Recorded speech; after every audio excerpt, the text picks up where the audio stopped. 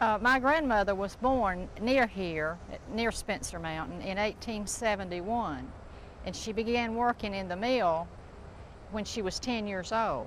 So that would have been, what? 81. Yeah, 1981. Yeah. She had to... Sorry, we'd have to start all over again. It'd be 1881. Okay. Okay.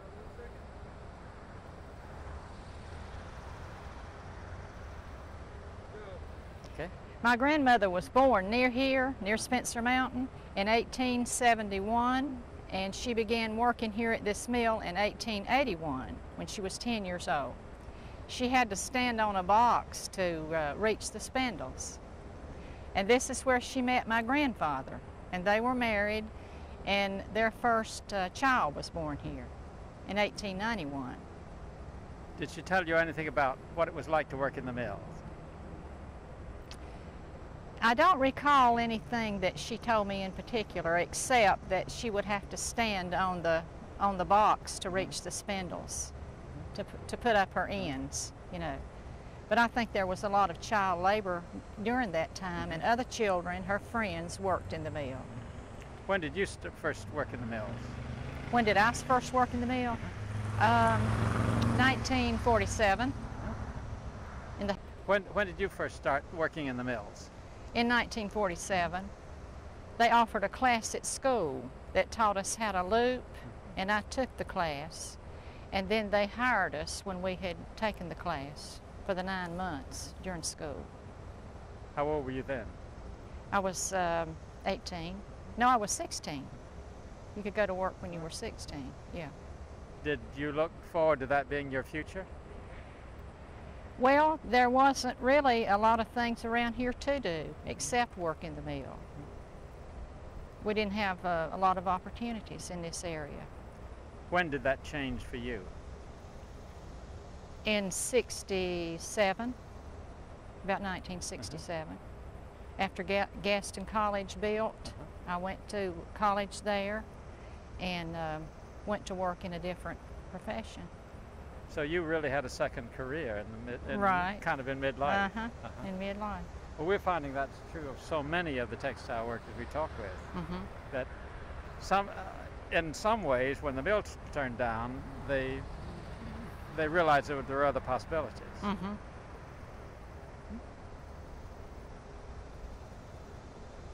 Good. Okay. I'm not good at ad-libbing, isn't that what you call it? Yes. What do you remember about working when you first started? In the mill, yeah. Yourself. What do I remember? Yeah, you were looping. Yeah. Well, I worked after school, actually, you know, a few hours. I'd go in when school was out, about 3 or 4, and work until 9. And then I had, you know, a couple of hours to do my homework after I got home from the mill. And then in the summer, we worked full-time. We would work a full 8 hours during the summer. And then after I graduated from high school, I went to work there permanently at Belmont Hosiery. And what were you doing? You were still looping? Still looping. What was that work like? Well, I enjoyed it to start with, but as the years went by, production increased, and it just got harder and harder, you know, to meet that production.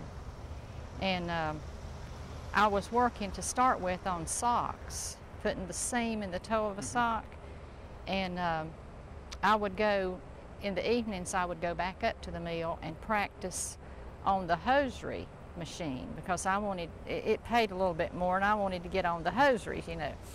And so one day when I felt like I was ready to start work there, I asked my boss, John Seiler, if I could go to work back there in the hosiery department. And I told him what I'd been doing, and he let me go back there. And I worked back there for a good while. I guess maybe 10 years or so. Did they ever offer you a job as a supervisor? No. Were there women supervisors then? There was one lady who was called a floor lady, I believe, down in the finishing department, and she was over it. But the others were men. And we're talking about in the 60s. Right. When did that start changing? Well, that's when I left, was in the 60s, so I don't really know. me just get one of your questions, Dad, and let me just. Tell me about your grandmother. My grandmother, again, what I told you before. No, it's all right. I'm just on his face to get his questions. Oh.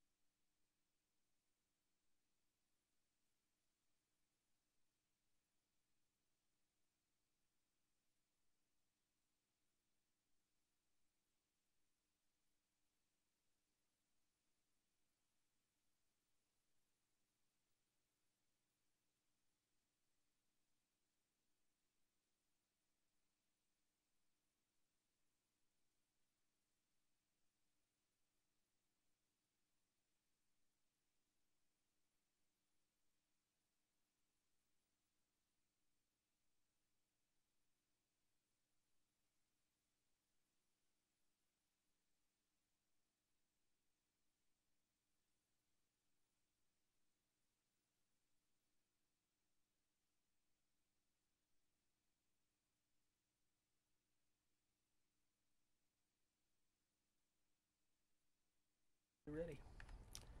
Okay. Let's go. We're rolling. Tell us about your Garfields. Well, I started collecting Garfield several years ago, about 10 years ago, I guess. Bought my first one in Texas on a trip down there. And from then on, I just kept buying one when I'd see one I liked. And all my friends realized that I love Garfield. So first thing I knew, I was just accumulating them. Practically got every room in the house is some Garfields. I feel like he's my protector.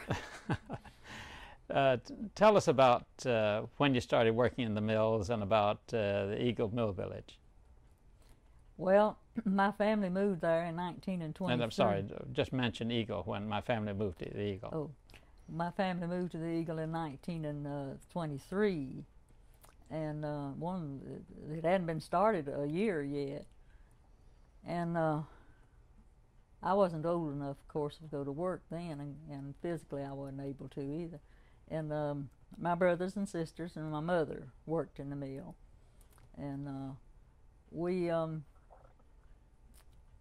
had a house. The rent on the house is $1.25 a week for 5 rooms, and for electricity and water was free. And so we lived there like that. And then when I became old enough to go to work, why, that was the thing then. When you got 14 years old, you got to work hard and went to work, because families, it was tight, you know. And so I went to work, and I worked about 2 months. And I had to quit and go to the hospital, and I stayed in the hospital a year. What was wrong with you? I had polio when I was 3 years old, and of course, we lived so far back in the mountains. When I had it, it wasn't diagnosed till I was 14, and then when I had several operations while I was in the hospital, and when I came home and got better, well, I went back into the mill and thought I'd try it again. And I was reading my diary the other day that I'd kept for 1933, and I showed in there where I was spooling, and I made, I had down every week what I made, and it went from $3.20 to $6.80. I was on piecework. So many boxes, I got so much for each box. And so I worked that way for a long time, till I got married in 1934. And my husband and I got a house down there at the mill and lived in it until we could build our own house. Sometimes I wonder, as I look back, how in the world we did it on that income. Of course, in '34, the Roosevelt come in and raised the wages to $1 an hour, and we how much? $1 an hour. $1 an hour in '34? Wasn't that right, Betty? I think it was about 30 cents an hour, but it must have seemed like $1 an hour compared to what you'd made before. And it cut us down to 8 hours a day. We were working 12. That's right, yeah. Cut us down to 8. Well, I was always paid by piecework, so I never did pay much attention to the hourly rate, so maybe I'm wrong there. But anyhow, we lost my train of thought. I'm sorry, you could just start over with, you were reading your diary. And after 34, when we got married, well, I got, and the 34 increase, well, I was drawing 8, 9, and 10, and the highest I ever drawed was $15 in those years. And I continued to work down there for a good many years like that. What did you do? I wound and spun. I did anything. We lived 2 houses from the mill, and they would call me and my husband both, all hours of the day or night, whenever they needed somebody to do something, because he could do most anything, and I could do anything in the women's jobs. And a lot of nights I'd work at night. Nobody but me and my brother. He would run a work machine, and they had to have a woman to help him creel it, and I would work, because he was brother, you know, and I'd work all night with him after working all day. But we survived and managed to buy these lots here and build this house. Did you have children? No children. Now, as a person who'd had polio, Was there any special arrangement for you, or was that necessary? No, it wasn't necessary, but there was no, they made no arrangements for nobody back then. You was treated just like everyone else. Well, now back then, when Roosevelt came in, I'm sure you were aware of the fact that he also had polio. Yes. Mm-hmm. Did that mean anything to you? It meant a lot to me because I admired him. I admired his success and his determination, and as a leader, I admired him greatly.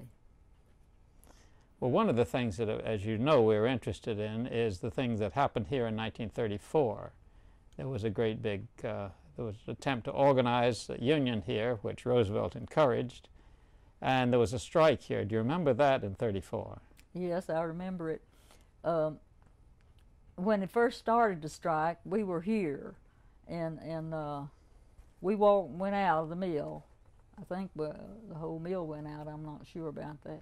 But anyhow, after it got to getting rough, my brother and his wife, my two brothers and their wives, and me and my husband went to the mountains and camped out in the mountains at our whole home place up there until the strike was over. So I wasn't here during the strike, but we heard every day from what was going on about the killings and the harassment and all that. Could you describe what you heard? Well, they said that the National Guard was called in, and they was chasing some of them down the street, and they run into the house down and stabbed him with to death, and the way and then of course the sheriff, I believe it was in Gaston County, was killed at that time during the strike. But it was a trying time for everybody, and money was short, and people start until everybody that had good credit there, lived, got something to eat pretty easy. But them that was out with them, well, you just had to do the best you could do. How did you feel about that attempt to organize? Well, I'm anti-union. I have been all my life, and I'm more now than I ever have been. But at that time, I thought it was the most ridiculous thing I'd ever seen. It may have helped in the long run, I don't know. But I didn't feel like we needed the union at the Eagle Mill, because we worked for people that were just like us. You can meet them on the street and talk to them. Or if you had a problem, you could go to them and talk to them. You didn't need an insider, somebody intermediate to go and do your talking for you. And so I did not think it was a proper thing. The strike was proper at all.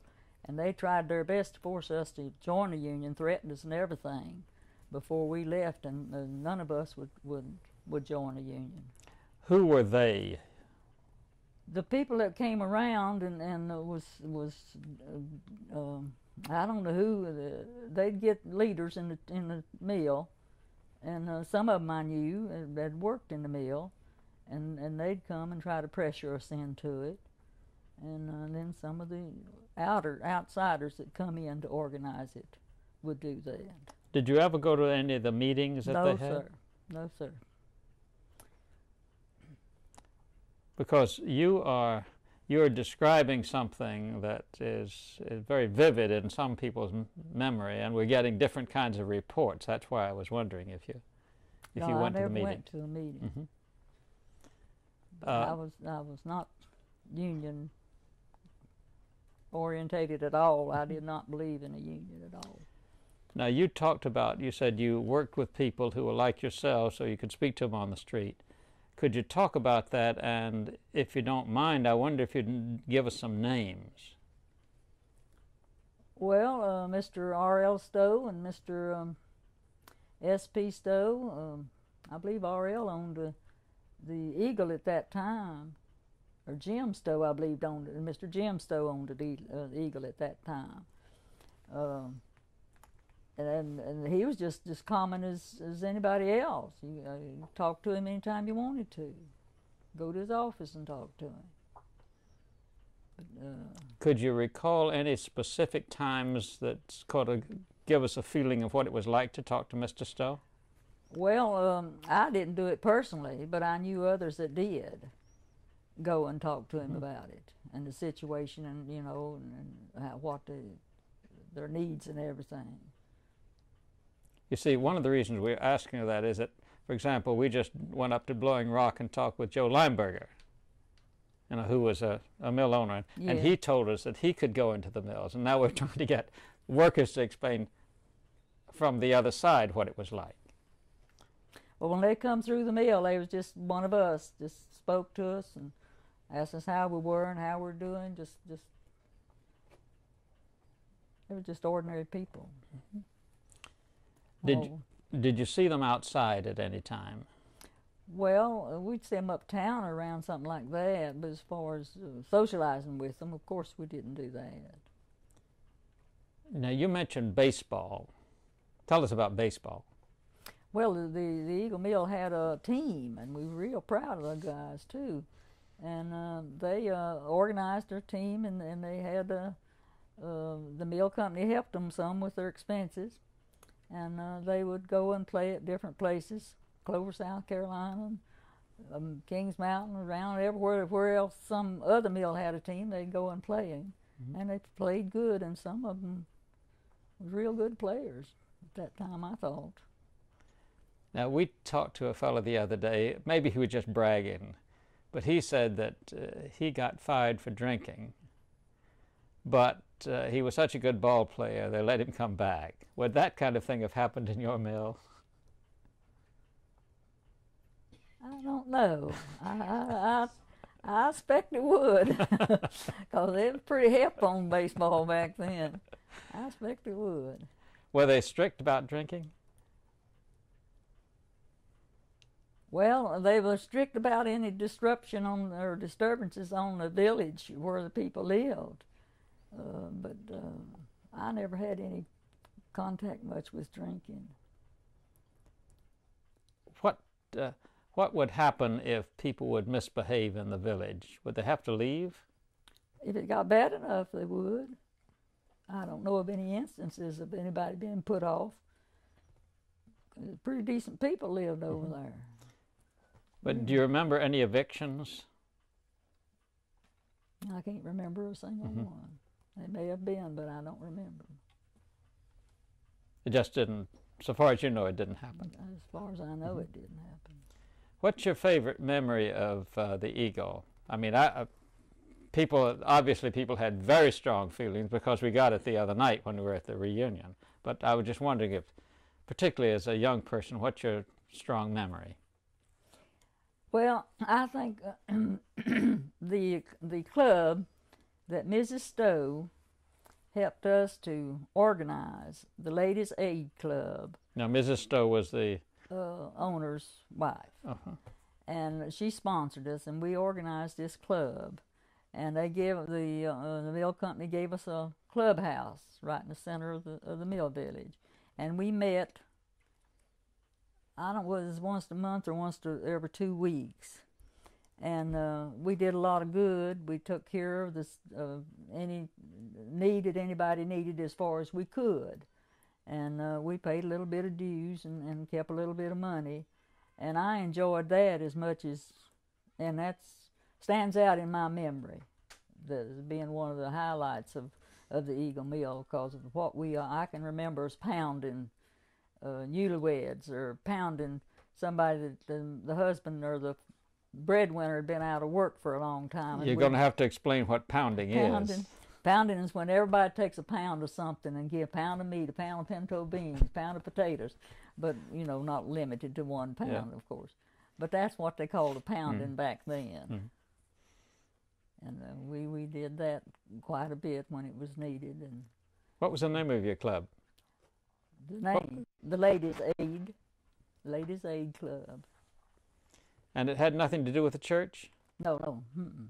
No. It was all of the company. Now,